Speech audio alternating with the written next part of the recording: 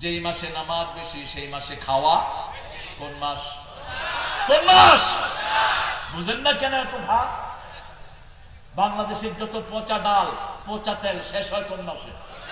রমজান মাস। আফসোস এই জাতির জন্য। খ্রিস্টানদের বড়দিনে কোনো কিছুর দাম কমালে সবের কোনো আশা নাই, কিন্তু তারা দাম কমায় দেয়। আর আমাদের রমজান আসলে দোকানদাররা দাম কি করে? হ্যাঁ, দিনাজপুরের লোকেরা অবশ্য খুব ভালো। যারা দাম বাড়াও এদের নামাজ ওটা কিচ্ছু কবুল হবে না। রাসূল সাল্লাল্লাহু আলাইহি ওয়াসাল্লাম বলেছেন, যারা সম্পদ কুক্ষিগত করে বাজারে সিন্ডিকেট করে জিনিসের দাম বাড়ায়, এরা যদি সব পয়সা দিয়েও দেয় তাও এরা যে ক্ষতি করেছে সেই ক্ষতির পরিমাণ হবে না। এদের নামাজ হবে না, এদের রোজা হবে না, এদের আল্লাহর লানত। ছায়ায় যারা পেশাব করে তাদের উপরে আল্লাহর লানত। নদীর ঘাটে পুকুরের ঘাটে যারা পেশাব করে আল্লাহর লানত। জনসমাবেশের পরে যারা পেশাব পায়খানা করে তাদের উপরে আল্লাহর লানত। মেয়েদের মধ্যে যারা ভুরু আছে তাদের উপরে আল্লাহর লানত। আবার রাসূল সাল্লাল্লাহু আলাইহি ওয়াসাল্লাম বলেন, 5 ব্যক্তির উপরে আল্লাহর লানত। প্রথম ব্যক্তি কোরআনের অপব্যাখ্যা করে, 2 নম্বর ব্যক্তি জোর করে কোন জায়গার দায়িত্ব গ্রহণ করে, মানুষ চায় না তাকে সেই দায়িত্ব গ্রহণ করে নেয়, তার উপরে আল্লাহর লানত। 3 নম্বর ব্যক্তি সুন্নতের অবজ্ঞা করে, তার উপরে আল্লাহর। 4 নম্বর ব্যক্তি আহলে বাইতকে হত্যা করে। ইয়াজিদকে অনেকে রাহমাতুল্লাহ আলাইহি বলেন, খবরদার এই দুঃসাহস যেন না হয়। ইয়াজিদের ইঙ্গিতেই হুসাইন রাদিয়াল্লাহু আনহুকে শহীদ করা হয়েছে, ইয়াজিদের ইঙ্গিতে ওনার মাথা কেটে নেওয়া হয়েছে। ইয়াজিদ কোনো বিচার করে নেই, কোনো বিচার করে নেই। এই লোকটি মদিনাতে রাসূল সাল্লাল্লাহু আলাইহি সাল্লামের প্রিয় মহিলা সাহাবীদের রক্তের গঙ্গা বসিয়েছে এই ইয়াজিদ। রাসূল বলেছেন, যারা আহলে বাইতকে হত্যা করে তাদের আল্লাহর লানত। আবার আহলে বাইতকে যারা দুরূদ দেয়, রাসূলের পরিবারের উপরে যারা দুরূদ দেয়, রাসূল সাল্লাল্লাহু আলাইহি সাল্লাম তাদের জন্য সুসংবাদ দিয়েছেন, আমি তোমাদের জন্য সুপারিশ করে দেব। এরপরে রাসূল সাল্লাল্লাহু আলাইহি সাল্লাম বলেছেন, যারা আমার সুন্নতকে অস্বীকার করে, এরকম লোক আছে না নাই? আল্লাহর কোরআনকে অস্বীকার করে, নামাজকে ঠাট্টা করে, বিদ্রূপ করে, আছে না নাই? আমরা সালাতকে এগুলো করব না, আমরা সালাত আদায় করব, রাজি আছেন তো? জাতীয় কবির জন্য শুধু দোয়াই আসে। তিনি ঈদের নামাজে মানুষকে শিক্ষা দিচ্ছেন, ওই নামাজে তোমরা যাবা যে ঈদগাতে শহীদরা একত্রিত হয়। আমাদের বাংলাদেশ দুনিয়ার সবাই জানে আমরা ইসলামের জন্য জানও দিতে রাজি আছি। ৭১ দেশের জন্য জান দিয়েছি, দরকার হলে ইসলামের জন্য জান দিব, রাজি আছেন না নাই? হাত তুলে দেখেন না মুসলমান। আমার হিন্দু ভাইদের জন্য লিবার্টি আছে, প্রত্যেকের ধর্মের স্বাধীনতা আছে না নাই? আমাদের দেশের মতো ধর্মীয় স্বাধীনতা দুনিয়ার কোন দেশে? আমাদের মসজিদের পাশে হিন্দুরা পূজা করে, আমরা কোনদিন টু শব্দ করি না। একই মাঠে বগুড়াতে আমার মাহফিল, সেই মাঠেই হিন্দু ভাইদের পূজার মণ্ডপ। ঠাকুর এসে আমাকে বলল, হুজুর। আমি বললাম, ঠাকুর। আমি 2 হাত দিইনি, আমি 1 হাত দিয়েছি। ঠাকুর সাহেব বলেন। বলছে, হুজুর কোনটা আগে হবে বলেন। ঠাকুরজি আপনি বলেন। আপনি যে কোনো মানুষের সম্মানিত মানুষকে সম্মান করবেন, আপনার সম্মান বাড়িয়ে দিবেন কে? রাসূল মসজিদ নববীতে বসা, সাল্লাল্লাহু, একটা লাশ যাচ্ছে, রাসূল দাঁড়িয়ে গেলেন। সাহাবায়ে কেরাম বললেন, ইয়া রাসূলুল্লাহ, এটা তো ইহুদির লাশ। রাসূল সাল্লাল্লাহু আলাইহি ওয়াসাল্লাম বলেন, হোক সে ইহুদি, সে মানুষ ছিল, তার দুনিয়ার জীবনটা শেষ হয়ে গেল, আমি তার জন্য একটু সম্মান প্রদর্শন করছি, আমি তাকে সম্মান দিচ্ছি।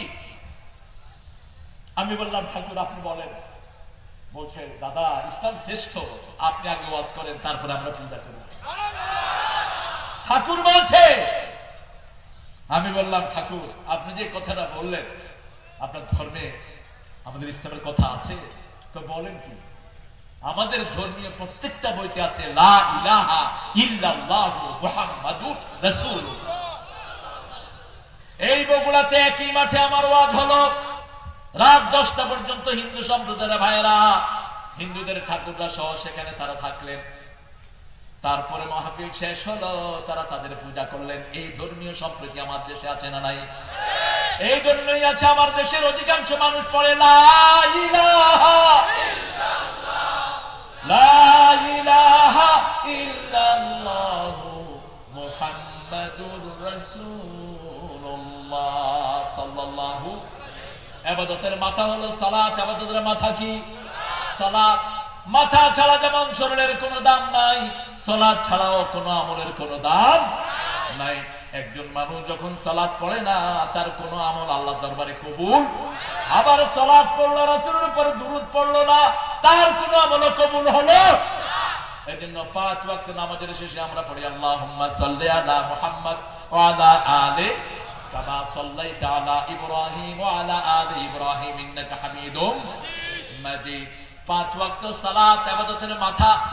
কোন সূরা আল্লাহ বললেন? সূরা তাহার ভিতরে আল্লাহ বলছেন ইন্নানি আনাল্লাহু লা ইলাহা ইল্লা আনা ফা'বুদনি ওয়া আকিমিস সালাতা লিযিকরি। নিশ্চয়ই আমি আল্লাহ, আমি ছাড়া তোমাদের কোনো ইলাহ নাই, নামাজ কায়েম করো, আমার জিকির প্রতিষ্ঠিত হয়ে যাবে। আমরা বললাম আল্লাহ ইবাদত করলে কি লাভ হবে? আল্লাহ বললেন ইবাদত করবা, আমি তাকওয়াবান বানায়া দেব। মসজিদে গেলেই আমরা ভয় করি কাকে? রোজার সময় কুলি যখন আমরা করি, গড়গড়া করি না, কারণ ভিতরে যদি পানি যায় দুনিয়ার কেউ দেখবে না, দেখবেন কে? এই যে ভয়, আল্লাহ বলছেন ইবাদত করো, আমার তাকওয়া দেব। ইয়া আইয়ুহান নাসু উবুদু রাব্বাকুমুল্লাযী খালাকাকুম ওয়াল্লাযীনা মিন ক্বাবলিকুম লাআল্লাকুম তাত্তাকুন। ও মানব মণ্ডলী, আল্লাহর ইবাদত করো, আমি তোমাকে বানিয়েছি, তোমার বাপ দাদা 14 গোষ্ঠীকে আমি বানিয়েছি। ইবাদত করলেই আমি তোমাকে তাকওয়াবান বানিয়ে দেব। আমরা বললাম তাকওয়া হলে কি হবে? আল্লাহ বলছেন সূরা তালাকের ভিতরে, এটা বললেন সূরা বাকারা। সূরা তালাকে আল্লাহ বলছেন আমাইয়াত্তাকিল্লাহা ইয়াজআল লাহু মাখরাজা ওয়া ইয়ারযুকুহু মিন হাইসু লা ইয়াহতাসিব। কেউ যদি আল্লাহকে ভয় করে, আল্লাহ রাব্বুল আলামিন তার জন্য রিজিকের হাজার রাস্তা খুলে দেয়, এমন জায়গা থেকে তাকে রিজিক দেয় সে কখনো চিন্তাও করে নাই। রিজিক আছে যেখানে মঙ্গা নাই, সেখানে রিজিক আছে যেখানে দুর্ভিক্ষ নাই। এরপরে আল্লাহ রাব্বুল আলামিন বলেছেন আমিম্মা রাযাকনাহুম ইউনফিকুন। যা রিজিক আমি তোমাদেরকে দিলাম সেটা থেকে আমার রাস্তায় খরচ করো। আপনি ঘরের ভিতরে আছেন, আপনি অনেক টাকার মালিক, আপনার টাকা আপনার নয়, আপনার টাকার ভিতরে গরিবের অধিকার আছে না নাই? আপনি দেখেন তো রাস্তা দিয়ে ছোট ছোট বাচ্চারা কাঁদে আর একটু হাত বাড়িয়ে থাকে। এই ছোট বাচ্চা যদি আপনার মেয়ে হতো, আপনি কি দেখতে পারতেন? আপনি কি দেখতে পারতেন? এই ছোট মহিলাটা যদি, এই মহিলাটা যদি আপনার বোন হতো, আপনি কি দেখতে পারতেন এই চিত্র? কখনো দেখতে পারতেন না। এইজন্য ফি আমওয়ালিহিম হাক্কুল লিসাইল ওয়াল মাহরুম, প্রত্যেক জনের পয়সার ভিতরে আল্লাহ রাব্বুল আলামিন বঞ্চিতদের অধিকার দিয়েছেন, নিঃস্বদের অধিকার দিয়েছেন। জন্য আমরা প্রত্যেক দিন মানুষকে আমাদের দান থেকে দান করব। ওমর ফারুক রাদিয়াল্লাহু আনহু আরদা সবচেয়ে বেশি দান করতেন, সবচেয়ে বেশি দান করতেন মুহাম্মদ সাল্লাল্লাহু। আসরের নামাজ পড়ে তিনি লম্বা সময় তাসবিহ করতেন, কারণ আসর আর ফজরের সময় তাসবিহ করাটাকে আল্লাহ ফরজের মতো করে দিয়েছেন। ফাসাব্বিহুহু বুকরাতাও ওয়া আসীলা, সকাল এবং সন্ধ্যায় তোমরা তাসবিহ করো। তাসবিহ গুলো হলো সব বিপদ থেকে বাঁচার একমাত্র উপায়। তাসবিহ যখন আপনি করবেন, আপনার শরীরে 365টি জোড়া সবগুলো ভালো থাকবে। রাসূল সাল্লাল্লাহু আলাইহি ওয়াসাল্লাম একদিন বলছেন তোমরা শরীরের জোড়ার হক আদায় করো। কত জোড়া শরীরে? কত জোড়া? 365। বছরের দিন কয়টি? কথা কর না কেন? শরীরের জোড়াগুলো হলো বেজোড়। এই জন্য রাসূল তাসবিহ করতেন বেজোড়, সব কিছু বেজোড় করতেন। কারণ বেজোড় ভালোবাসেন কে? আল্লাহ নিজে। কি আল্লাহ নিজে? কি ইন্নাল্লাহা বাতুন ইউহিব্বুল বাতরা। রাসূল সাল্লাল্লাহু আলাইহি ওয়াসাল্লাম বললেন 365টি জোড়ার হক আদায় করো। সাহাবায়ে কেরাম বললেন কিভাবে? বলছে 5 ওয়াক্ত সালাত পড়ো, কিছু আদায় হবে। 2 নম্বর বললেন সৎ কাজের আদেশ করো, অসৎ কাজের নিষেধ করো। আজকে জমিনের মধ্যে যারা অপকর্ম করছে, যারা ইসলাম বিরোধী কাজ করছে, তাদের বিরুদ্ধে আমাদের দাঁড়াতে হবে, তা না হলে ঈমান আমরা রক্ষা করতে পারবো। আজকে যারা নামাজি আসে না, তাদের কারণে দুর্ভিক্ষ আসতেছে। আজকে যারা কোরআন পড়ে না, তাদের কারণে দুর্ভিক্ষ আসবে। ঠিক না ঠিক? এই জন্য আমরা আমাদের ভাইদেরকে বিনয়ের সাথে বুঝাবো, আমাদের ভাইদের কাছে আমরা পৌঁছে দিব তা'মুরুনা বিল মা'রুফি ওয়া তানহাউনা আনিল মুনকার। 5টা ছেলে গলির মোড়ে গাঁজা খাচ্ছে, আপনি দেখছেন, আপনি দেখে বললেন লা ইলাহা ইল্লা আনতা সুবহানাকা ইন্নী কুনতু মিনাজ জালিমিন। ওরা গাঁজা খাক, আমার ঈমান লয়ে আমি গালি। আপনি এটা ঠিক কাজ করলেন না। আপনি সমাজের বিত্তবান, আপনি কি সালাম দেন? চেয়ারম্যানের দায়িত্ব হলো ওনার ইউনিয়নে যত গাঁজার আড্ডা আছে সব দূর করে দেয়া, যত জুয়ার আড্ডা আছে দূর করে দেয়া, যত লোক বউকে পিটা এদেরকে ধরে এদের হাত পা ভেঙে দেয়া, যারা বোধ থেকে যৌতুক নেয় এদের বিয়ের স্বাদ মজিয়ে দেওয়া হলো চেয়ারম্যানের দায়িত্ব।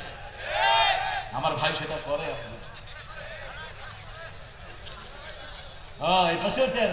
ওনারা দেখলে তো এমনি চোর ডাকাত বন্ধ হয়ে যায়। আল্লাহ কবুল করুন। আমার ভাইয়েরা দেখেন, গরিবের কাছে সাহায্য নিয়ে যাবেন, হোক সে হিন্দু। আপনার প্রতিবেশী না খেয়ে আছে, আপনি যদি পেট ভরে খান, রাসূল বলেছেন আপনি মুমিন না, আপনি মুমিন না। মান আশবা নাফসাহু ওয়া জারুহু জায়ে লাইসা মুমিন। যে নিজে পেট ভরে খায়, তার প্রতিবেশী না খেয়ে আছে, সে কখনো মুমিন হতে পারে না। আপনার বাম দিকে 40 বাড়ি, বাম দিকে ডান দিকে 40, সামনে 40, পিছনে এই 40 বাড়ির হক আপনাকে আদায় করতে হবে। রাসূল বলছেন সাল্লাল্লাহু, কোন ভালো তরকারি রাঁধলেও আপনি ঝোল বেশি করে দেন। ঝোল বলে তো, আপনার কি বলে? ঝোল না সুরা? সুরুয়া বলে, সুরকা। আচ্ছা, এই ঝোল বেশি করে দেন, যাতে তরকারি না দিতে পারলো বাড়িতে একটু ঝোল পাঠিয়ে দিতে পারেন। এটা আগে ছিল, এখন নাই। আগে এক বাড়ি থেকে আরেক বাড়ি তরকারি পাঠানোর একটা ব্যবস্থা ছিল, ঠিক কিনা? এখন তো ঝগড়া করতে করতে জানছে। আহারে আফসোস এই জাতির জন্য। আপনার বাড়ির পাশে একজন বেনামাজি, আপনি যদি 3 দিন তরকারি পাঠান, দেখবেন চতুর্থ দিন সে আপনার সাথে নামাজি হয়ে গেছে। আপনার বাড়ির পাশে একজন অন্য ধর্মের ভাই অবস্থান করছে, খাবারের সময় আপনি আপনার বাচ্চাকে পাঠিয়ে দিলেন যে গিয়ে দেখো ওই বাড়ির ভাইয়েরা বোনেরা খেয়েছে নাকি। দেখলেন তাদের ঘরে খাওয়ার আয়োজন হয় নাই, আপনি খাবার পাঠিয়ে দেন। আপনার অজান্তে লোকটা পড়ে নিবে লা ইলাহা ইল্লাল্লাহু মুহাম্মাদুর রাসূলুল্লাহ সাল্লাল্লাহু আমিম্মা রাযাকনাহুম ইউনফিকুন। যার রিজিক আমাদেরকে দিয়েছেন, কে দিয়েছেন? মা মিন দাব্বাতিন ফিল আরদি ইল্লা আলাল্লাহি রিজকুহা ইয়ালামু মুস্তাকাররাহা ওয়া মুস্তাওদাআহা কুল্লুন ফি কিতাবিন মুবিন। এই পৃথিবীর যত প্রাণী আছে সব প্রাণীর রিজিকের দায়িত্ব গ্রহণ করেছেন কে? আপনি 100 মণ ধানের মালিক, আপনার ধান আপনার নয়, আপনার ধানের প্রতিবেশীর হক দিয়েছেন কে? প্রতিবেশীর হক আল্লাহ দিয়েছেন। রাসূল সাল্লাল্লাহু আলাইহি ওয়াসাল্লাম নামাজ পড়লেন, পড়ে সালাম ফিরিয়ে কয়েকজনের ঘাড়ের উপর দিয়ে রাসূল দ্রুত ঘরে চলে গেলেন। মসজিদ নববীর পাশেই মা আয়েশার ঘর। সাহাবায়ে কেরাম বললেন, ইয়া রাসূলুল্লাহ, আপনি তো আসরের পরে এত পেরেশান হয়ে কখনো যান না, কেন গেলেন? রাসূল সাল্লাল্লাহু আলাইহি ওয়াসাল্লাম বললেন, আমি সালাম ফিরানোর সাথে সাথেই মনে হলো আমার ঘরে একটা ছোট্ট স্বর্ণের টুকরা রয়ে গেছে। এই টুকরাটা থাকা অবস্থায় যদি আমি মারা যাই, তাহলে ত্রিভুবনের সর্দারের ঘরে এক টুকরা স্বর্ণের টুকরা অবস্থায় মারা গেলেন, এটা আমি বরদাস্ত করতে পারি নাই। এই জন্য দৌড়িয়ে গিয়ে আয়েশাকে বলেছি, এটা তাড়াতাড়ি আল্লাহর রাস্তায় দান করে দাও। প্রতিদিন দান করব। দান করলেই বিপদ দূর করে দিলেন কে? as-সাদকাতু তারুদ্দুল বালা। আপনি যখন কোনো বিপদের আশঙ্কা করেন, আপনার প্রতিবেশী গরিবকে দান করেন। প্রথম হলো নিকটাত্মীয়, ওয়া তালমালা আলা হুব্বিহি যাবিল কুরবা ওয়াল ইয়াতামা ওয়াল মাসাকিন। আল্লাহ বলছেন আল্লাহর ভালোবাসায় প্রথম আপনি দান করবেন নিজের নিকটাত্মীয়কে। নিকটাত্মীয়ের মধ্যে সবচেয়ে বড় হলো আপনার আব্বা এবং আম্মা। আব্বা আম্মাকে সবচেয়ে বেশি পয়সা দিবেন কার কথা? মা আনফাকতুম মিন খাইরিন ফালিল ওয়ালিদাইন। যা কিছু খরচ করবেন পিতামাতার জন্য খরচ করবেন। পিতামাতার গায়ে যারা হাত তুলে, পিতামাতাকে যারা মারে, এদের দুনিয়াও শেষ, আখিরাতও পরিচয় দেয় না। নিজে শিক্ষিত হয়েছে, নিজে বড় সরকারি অফিসার হয়েছে, বাপ রিকশালা, পরিচয় দেয় না। আজকে আমি একটা ছেলের সাথে সাক্ষাৎ হয়েছে, আমার নাম বলে আপনি হয়তো অনেকেই চিনবেন। সে বলছে আমার আব্বা রিকশালা ছিল। বলে ছেলেটার চোখে পানি, বলছে হুজুর আমার আব্বা রিকশালা ছিলেন, আমি তবলিগের ভাইদের সাথে কিছু সময় দিয়েছি, তবলিগের ভাইয়ারা আমাকে একটা ব্যবসার পথ দেখিয়েছেন, আল্লাহ আজকে আমার ব্যবস্থার পরিবর্তন করে দিয়েছে। আমরা যারা মসজিদে যাই আমরা সবাই এক দল, ঠিক কিনা? কথা বলেন না কেন? মসজিদে যারা দলাদলি করে এরা মুসলমান না, এরা মুমিন না, এরা মুনাফিকের গোষ্ঠী। আজকে মুসলমানদের মধ্যে ভাগাভাগি শুরু হয়েছে, এই ভাগাভাগি দূর করে দিতে হবে। আমরা সবাই এক সারিতে আসবো, আল্লাহ কবুল করুন। আরো চিৎকার করে বলেন আমিন। আমরা সবাই কয় দল? কয় দল? এই আল্লাহর দলে ঢুকতে কারা কারা রাজি? হাত তুলে দেখায় দেন।